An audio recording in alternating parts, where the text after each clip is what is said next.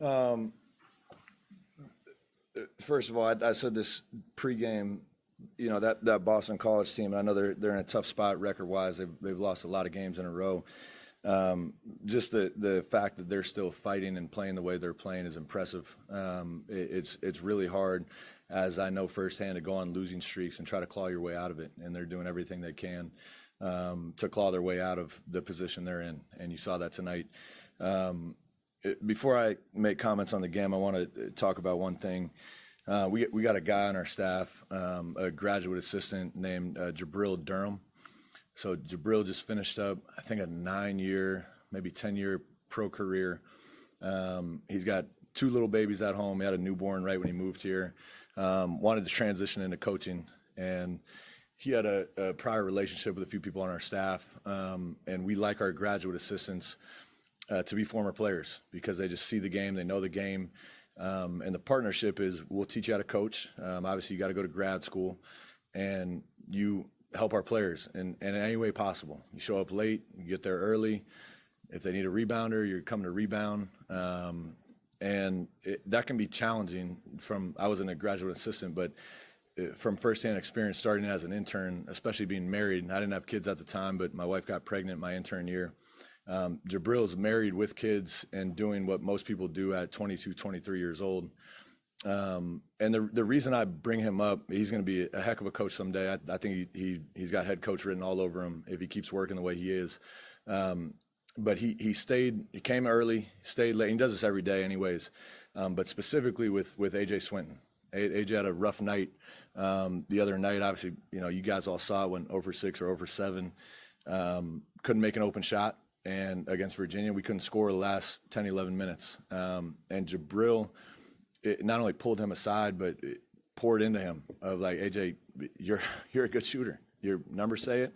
We've all seen it. But not only poured into him, he stayed late and worked with him.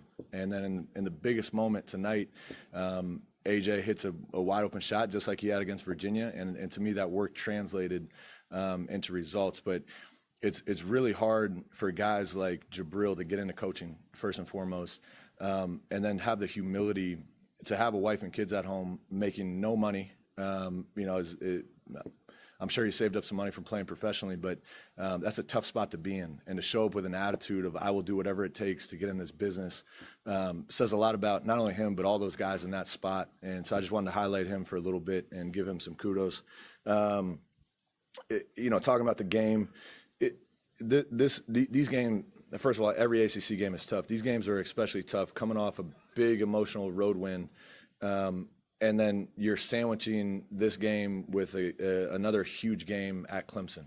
And it's human nature, not only to feel good about a good road win, but then to start looking ahead. And we addressed it yesterday in practice. We addressed it this morning in shoot-around. We addressed it pregame.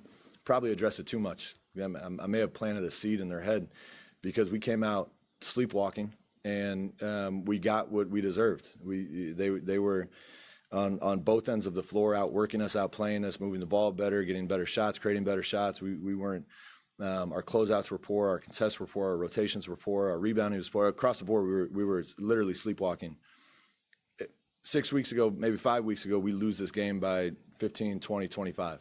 And that to me is a big testament to the character in our locker room that. And I saw it in real time in the game. Every time I walked in the huddle, 5 weeks ago, it would have been silent, and they're waiting for me to address them.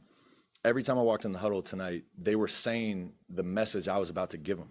And so it was great. I could just repeat what most of which they were already saying in terms of, guys, we got to have some more intensity. We got to contain the ball. We have to rotate better. We have to contest shots. They're making wide open shots. Don't worry about our offense. It's all the messaging, to me, is getting through to them to where now they have ownership of this team. And that's where you see gritty performances like tonight, where, like I said, 5 weeks ago, we would have lost that game and probably by double digits. And tonight, just a credit to our locker room and to our guys to care about the little things that go into winning and finish that game in a nice way. Chris, Rob obviously put up 27 just to talk about how he controlled it down the stretch and making a big basket at the end, right? Yeah, we had a lot of guys step up in a lot of different ways. I talked about AJ, Thomas Basong, Alex Steen. I thought was incredible on both ends. He gave us energy when we didn't have it with his rebounding. Lejay, a near double again. But Rob, that to me, I'm not super impressed 'cause that's what I expect out of Rob. That's to me, Rob's one of the only guys that, and we got a lot of good players, but the only guy that can really put a team on his back in those moments and carry a team.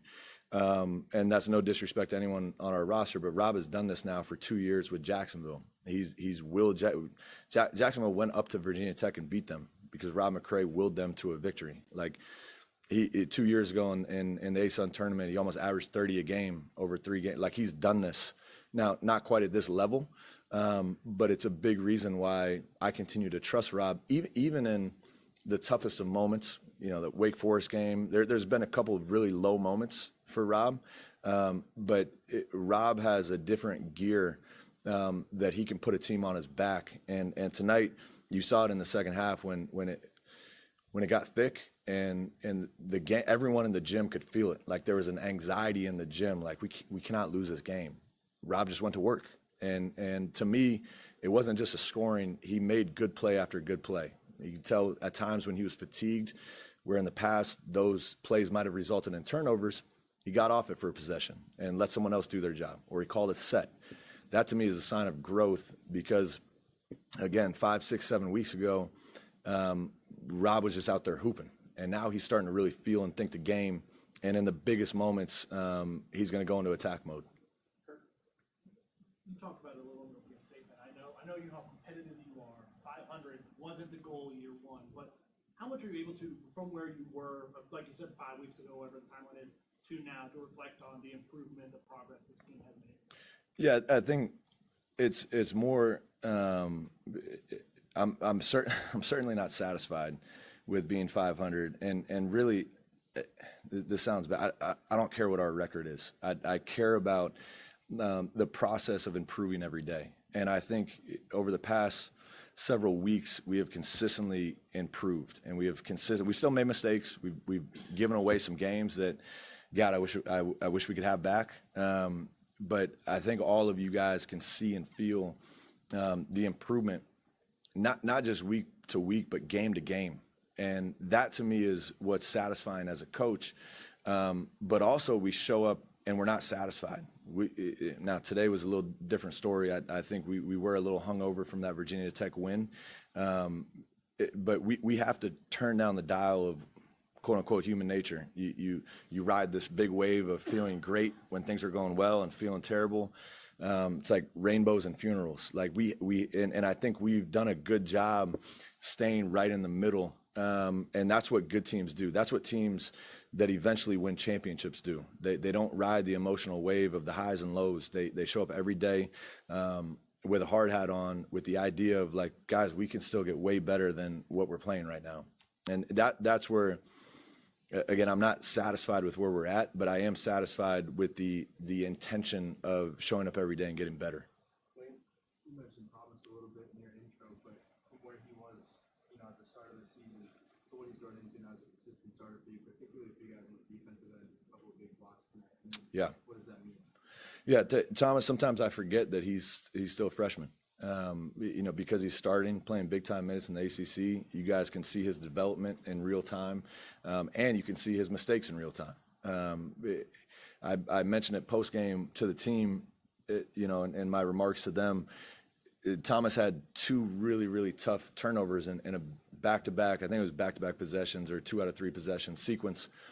Again, several weeks ago, that would have crumbled. He cares so much, that would have crumbled his spirit. It happened very similarly at Dayton, and he was borderline unplayable for the rest of the game because it crushed him. He cares so much, and it kills his spirit.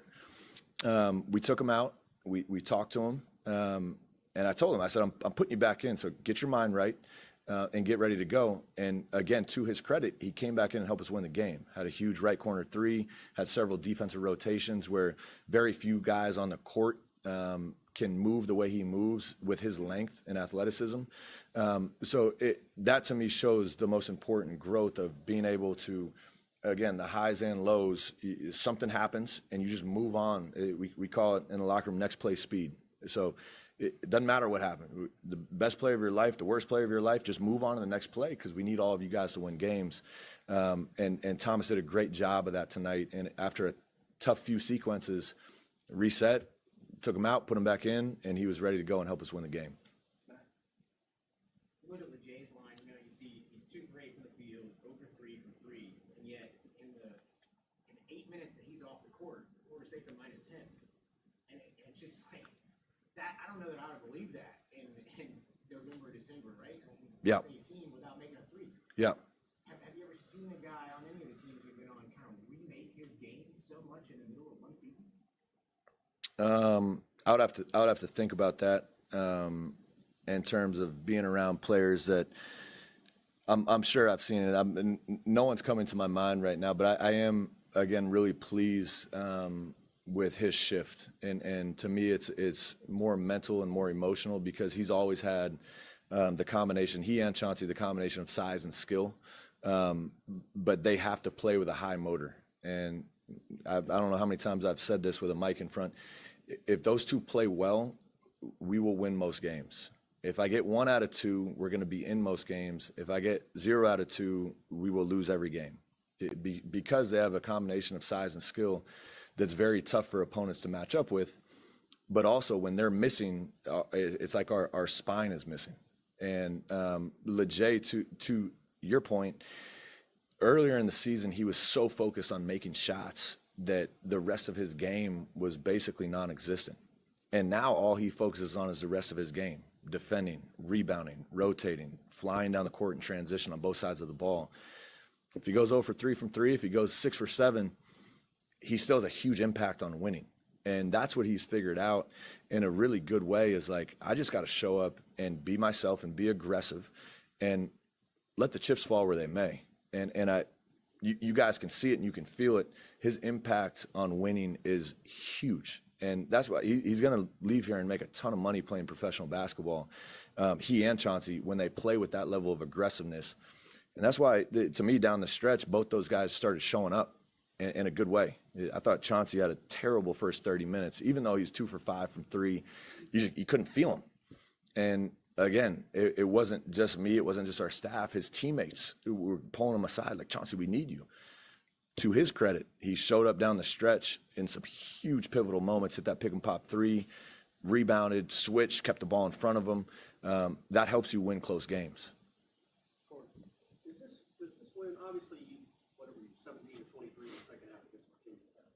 To play as poorly, no offense, but to play as poorly as you None taken. I would agree with you.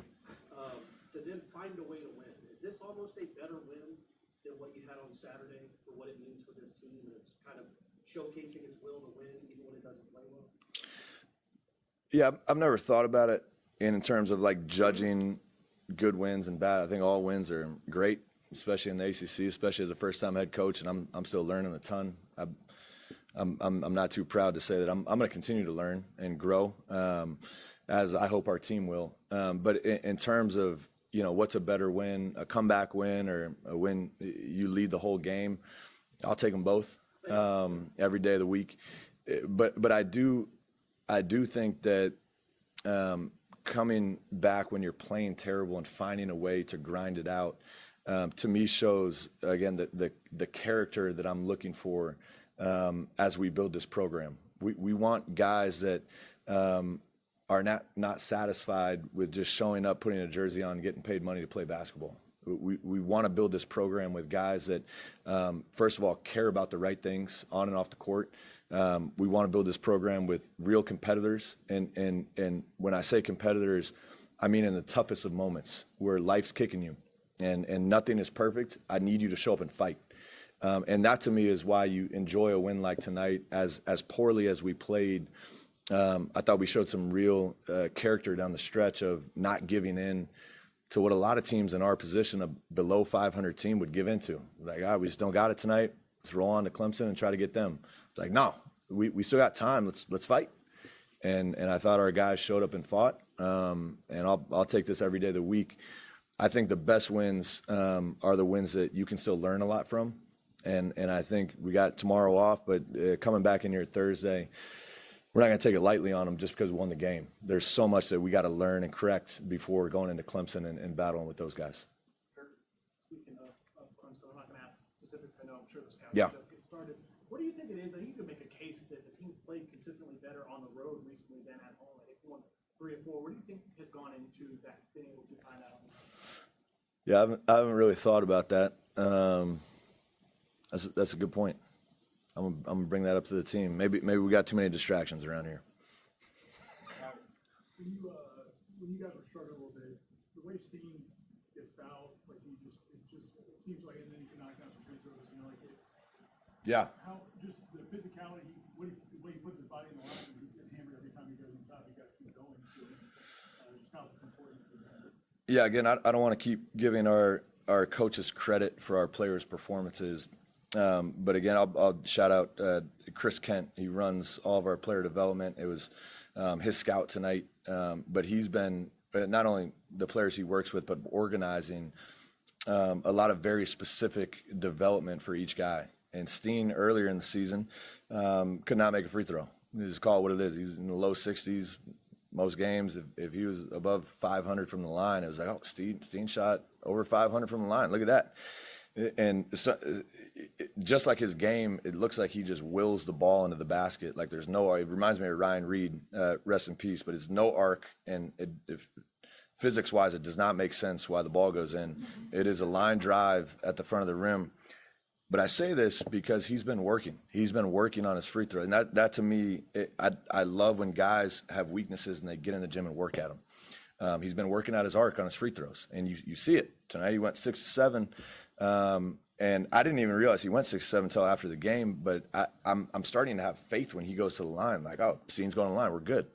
But it's a testament to not only our staff, but the players showing up and working on their weaknesses so that in the biggest moments you can count on them. And to me, Steen represents that wholeheartedly. He shows up every day, almost like the dog and up, with just a great attitude and just a fearlessness and excitement to approach the day with full energy and enthusiasm. And I love being around guys like that.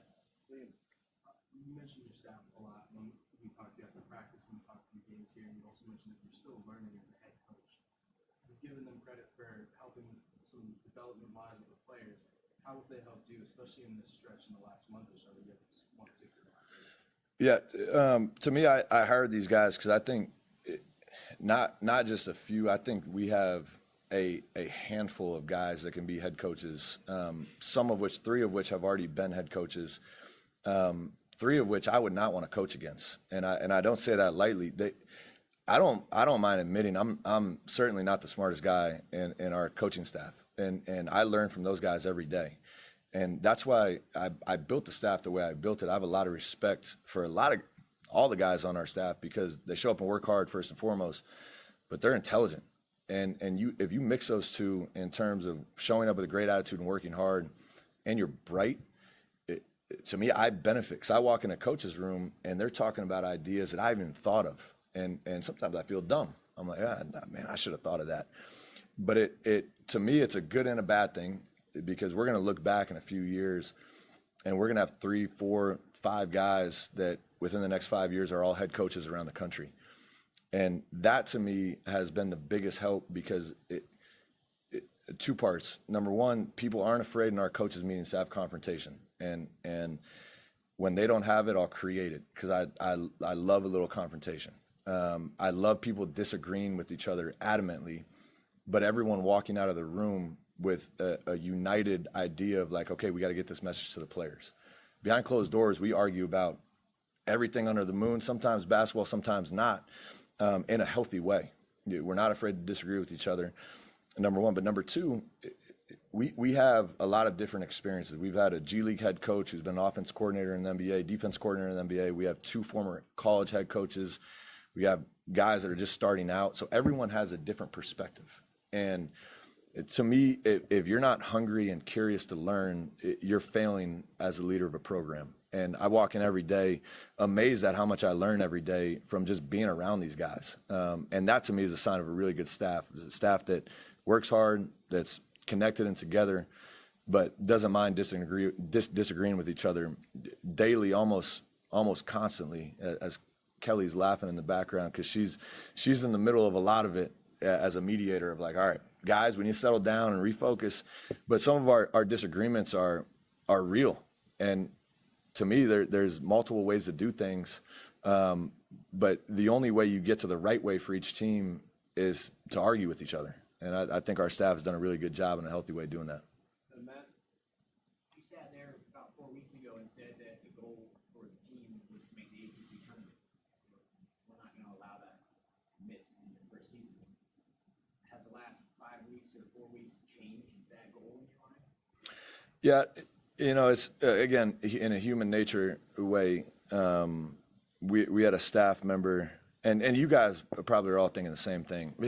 I think the same thing. I just don't like to admit it.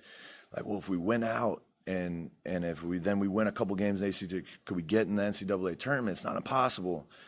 And I'm like, yeah, guys, if we won the next 100 games, we would win multiple national titles, and I'd probably be a Hall of Fame coach. But let's focus on today. And that again is that and we pulled this up, and again, it's human nature. We pulled it up and went through all the scenarios of who we're playing. I don't really like believing in likelihoods because it's like, yeah, if you believe in likelihoods, we got no chance of beating Clemson, right? But we went through the scenarios of like, okay, at what point do you get a bye? How many games do we feel like, if you map it out, who's playing who's going where? Our opponents who we're fighting against for those seeding positions. The more you start diving into that, to me, the more you miss the point of what we're trying to do. Again, of just showing up and beating Boston College, showing up to practice and trying to get better. All those things will take care of themselves. We get a bye, great. I'm glad that we're steadily approaching, okay, we're going to be in the ACC tournament. That'll be a complete embarrassment if we can't make it. But we got to show up and compete every day. And all of those things, to me, will start checking themselves off the closer we get. Any more questions for Coach? Sorry I was so long-winded. Thank you, guys. I